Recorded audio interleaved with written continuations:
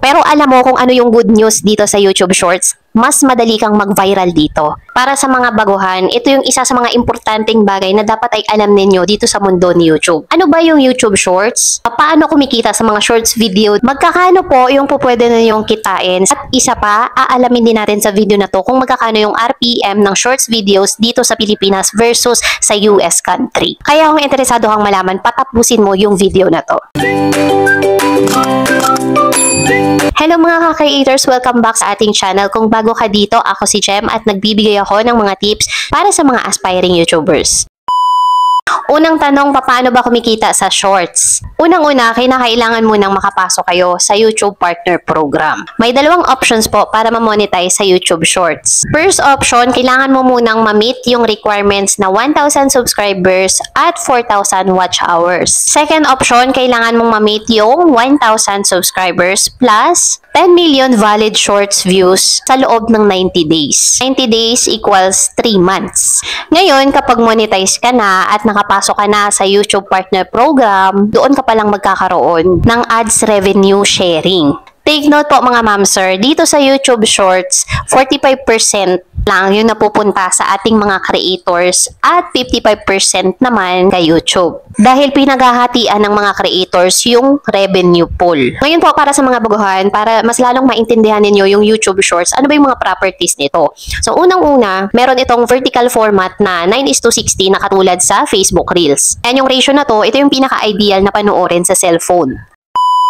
Para naman po sa mga baguhan, nakakapasok pa lang as in sa YouTube at wala pang idea kung ano yung tinatawag na YouTube Shorts. Okay, yung YouTube Shorts po ay isang feature dito kay YouTube kung saan ito po yung paggawa or pag-upload ng mga maiikling vertical videos. So yung duration ng mga videos na po pwede nyong i-upload sa YouTube Shorts is from 15 seconds up to 3 minutes. Actually before, ang maximum niyan ay 1 minute lang. Sa ito sa mga kagandahan sa bagong update sa YouTube Shorts dahil po pwede ka na mag-upload ng video up to 3 minutes. At isa pa sa kagandahan sa mga YouTube Shorts, may libreng music library ito dito kay YouTube na po pwede mong gamitin para maiwasan mo magkaroon ng copyright issue. At mas madali pong mag-edit ng mga YouTube Shorts kasi meron na itong built-in tools na po pwede kang maglagay ng text, filters, music sound effects, at iba pa. Alam nyo ba guys na sa YouTube Shorts, mas mataas yung chance mo na mag-viral dahil mas pinaprioritize ng YouTube algorithm ang shorts sa feed at sa shorts shelf. Ngayon naman po mga ma'am sir, kung tatanungin niyo ako kung monetize na ba ako at kumikita na ako sa mga shorts video ko, is yes po. Dahil na-reach ko na yung option 1 YouTube na kung saan na-meet ko na yung 1,000 subscribers at 4,000 watch hours. So ngayon naman, next topic, pag-uusapan naman natin kung magkano ba talaga ang bayad ng kada views dito sa shorts. Alam ko, ito yung isa sa mga gusto mong malaman. Ulitin ko po mga ma'am sir, yung pinag-uusapan natin dito ay YouTube Shorts at hindi long videos. Okay, dito sa YouTube Shorts mga ma'am sir, usually, nasa 50 cents up to 2 pesos per 1,000 views ang RPM dito sa YouTube Shorts. Ayan, para lang magkaroon kayo ng idea. So, dito yan sa Pilipinas. So, sa US, Canada, Europe, mas mataas. Nagre-range siya ng 5 pesos up to 20 pesos per 1,000 views.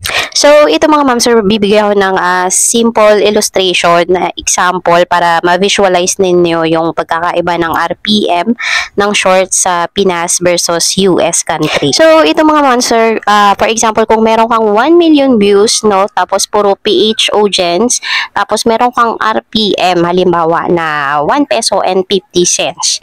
Diba? So, yung 1 million views mo, i-divide mo sa 1,000, then i-times mo sa RPM mo na 1 peso and 50 cents. So, lumalabas na yung RPM mo o yung kita ng video mo ay nasa 1,500 pesos.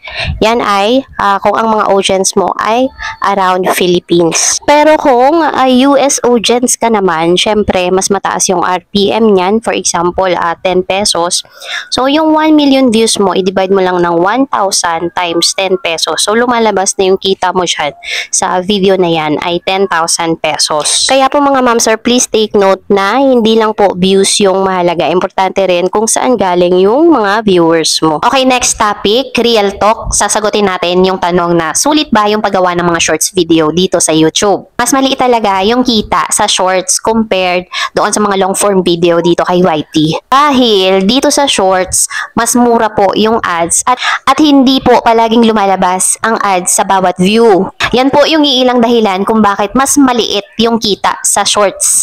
Pero alam mo kung ano yung good news dito sa YouTube Shorts? Mas madali kang mag-viral dito. And it's true mga ma'am sir kasi na-try ko, meron akong ginawa na another channel which is meron akong iilan na mga video na na-upload na ang bilis ng views to the fact na kagagawa ko lang nung channel na yon. Okay, next topic. Since maliit nga lang yung kitaan dito sa YouTube Shorts, ngayon, paano mo palalakihin yung earnings mo dito? So unang-una dyan, targetin mo yung mga international audience. Yan, lalong-lalo na yung sa US. Pangalawang strategy para i-boost yung earnings mo sa YouTube Shorts, pwede kang maglagay ng affiliate links. So, magitan yan, pwede kang magkaroon ng commission kahit na maliit pa lang yung views mo. At yan yung ginagawa ng karamihan ng mga YouTubers dito. Diskarte lang kumbaga, di ba? Strategy kung paano i-boost yung earnings mo. Number 3 pwede mo namang gamitin yung mga shorts video para i-promote yung iyong mga long form videos. And alam naman natin sa mga long videos, mas mataas yung CPM dyan. Number 4 pwede kang makipag-collaborate sa mga brands. Actually guys, kapag consistent talaga yung views natin, kita nila na malaki yung potential ng channel mo. Yung mismong mga brand na, yung lalapit sa'yo, lalapit sa channel mo para i-invite ka. Number 5, consistency is the key. Regular na pag-upload, malaki yung maitutulong yan para ma-boost yung earnings natin. Mapa-long form video man yan or shorts. Okay, next topic. Ito yung kadalasang mga tanong when it comes sa YouTube Shorts. Kailangan ba agad magkaroon ng 10 million views para kumita? So, hindi po. Kinakailangan lang yon para ma-approve sa monetization ni YouTube, sa YouTube Partner Program. Nang sa ganon, kahit 1,000 views, meron nang pumapasok na revenue sa mga videos mo. Pwede bang kumita kahit na wala pang 1,000 subscribers? Hindi po. So, kinakailangan mo munang ma-meet yung requirements ni YouTube para kumita ka. May future ba yung shorts dito sa YouTube? Yes, dahil pinupush ito ni YouTube at mas dumadami pa yung mga opportunities dito sa YouTube Shorts. So ayun mga ma'am sir, ngayon may idea ka na at alam mo na ang totoong kitaan sa YouTube Shorts. Maliit per 1K views pero may potential kung consistent at mayroon kang strategy. Isipin nyo bakit yung iba nagtsatsaga mag-upload ng mga YouTube Shorts. At sobrang laki ng hinikita kasi may diskarte at consistent sila. So ayun mga ma'am sir, sana nakatulong sa inyo yung video na to. At least nagkaroon din kayo ng idea about sa kitaan dito sa YouTube Shorts. And if you think na nakatulong, please like and subscribe. At i-hit nyo na rin po yung ating notification bell para lagi po kayong updated sa ating mga bagong videos.